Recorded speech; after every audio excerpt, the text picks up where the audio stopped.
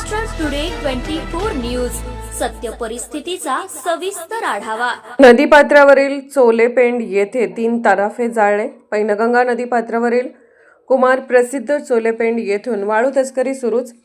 श्री क्षेत्र माहूरचे तहसीलदार आणि पोलीस निरीक्षक निवडणूक कामात व्यस्त असल्याचा फायदा घेऊन पैनगंगा नदीपात्रावरील कुमार प्रसिद्ध चोले पेंड काळेपेंड येथून मोठ्या प्रमाणात वाळू तस्करी सुरू असल्याची माहिती मिळाल्याने जिल्हाधिकारी राहुल कर्डिले, सहाय्यक जिल्हा अधिकारी जेनित चंद्रा दोंतुला यांच्या मार्गदर्शनाखाली तहसीलदार अभिजित जगताप यांनी महसूल पथकास या ठिकाणी पाठवले असता ग्राम महसूल अधिकाऱ्यांनी संयुक्त कारवाई करत 3 तराफे जाळून नष्ट केल्याची घटना दिनांक 17 रोजी 1 वाजता घडली आहे।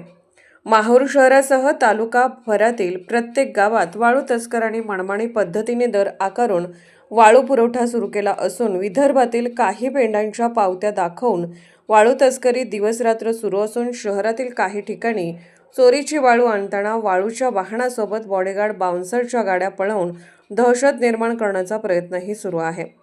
वाळू तस्कराकडून नुकतीच एका पत्रकाराला मारहाण झाल्याची घटना माहूर शहरात घडल्याने दहशत पसरली असून वाई बाजार, वानोळा, कुपटी परिसरासह माहूर शहरात वाळू तस्करांनी उच्छाद मांडल्याने तहसीलदार अभिजित जगताप, नायब तहसीलदार कैलास जेठे यांनी स्पेशल पथकाची नेमणूक केली।